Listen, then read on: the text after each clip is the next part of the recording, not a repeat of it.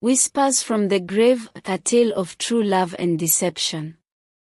Long ago, in the heart of the Mairini kingdom, there lived a powerful and wealthy king named Sagaru.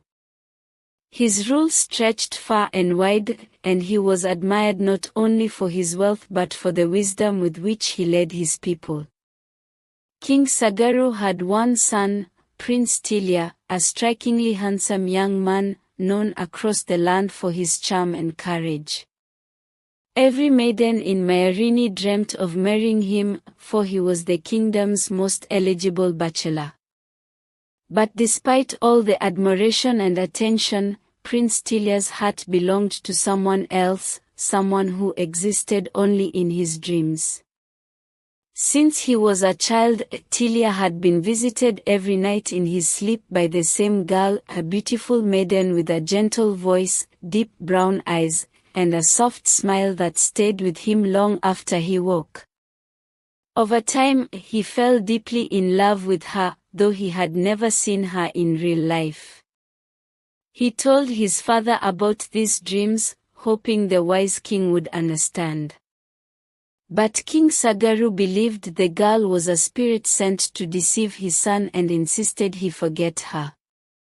When his warnings failed, the king took Prince Tilia to a powerful witch doctor to break the mysterious connection. Spells were cast, potions given, but nothing worked.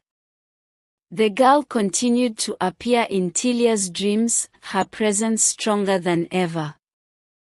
Eventually, the king gave up, believing his son was bewitched. Meanwhile, in a humble hut on the outskirts of Mairini lived an old woman with 2 daughters. Lina was her biological child, spoiled, lazy, and proud. Kina, her late sister's daughter, was the opposite, quiet, gentle, and hardworking. The old woman resented Kina, treating her like a servant.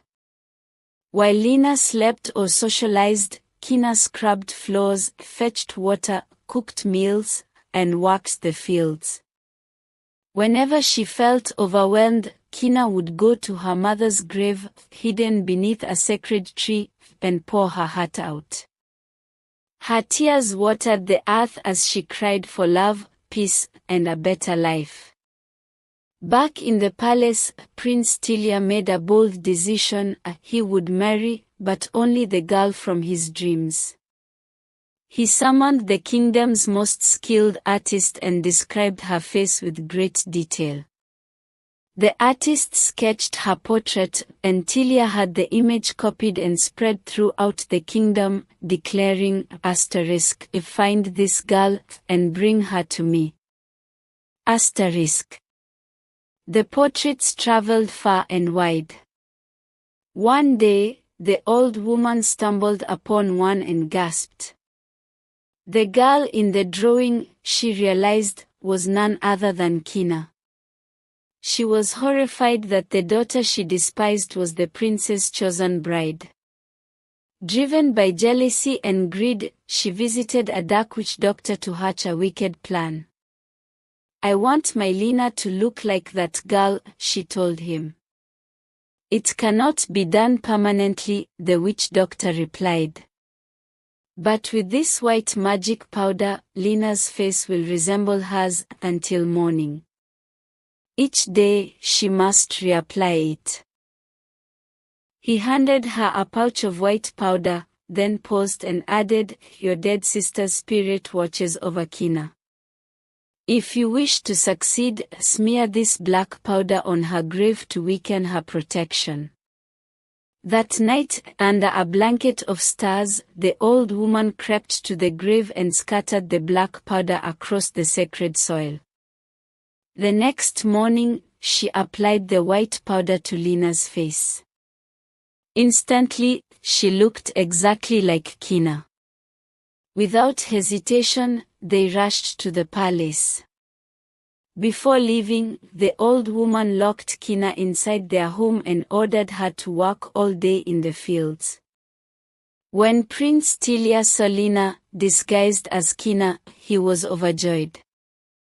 He called for the elders, and together with King Sagaru, they declared the wedding would take place the following day.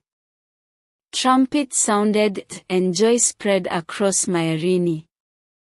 Guests from every corner of the kingdom came to witness the royal wedding.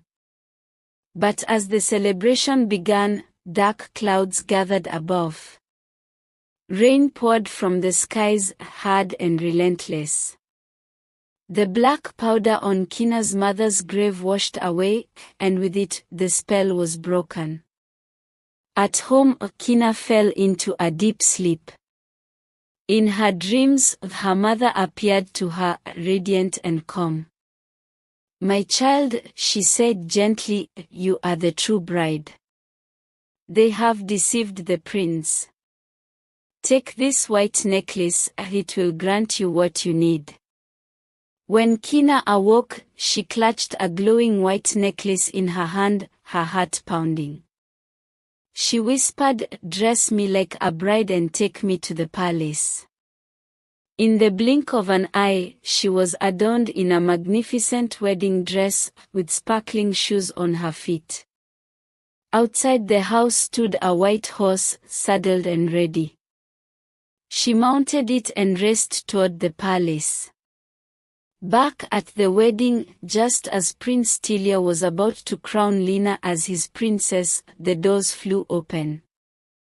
Gasps echoed through the crowd as Kina stepped in, radiant and graceful.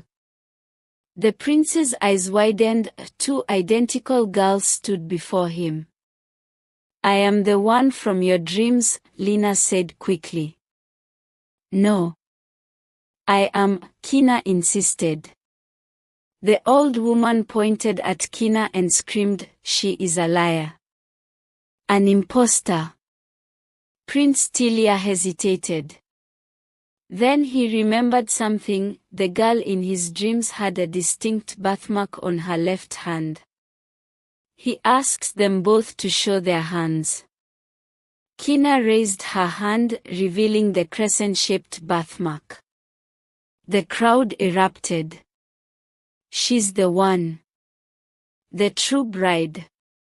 The old woman fell to her knees, begging for mercy, but it was too late.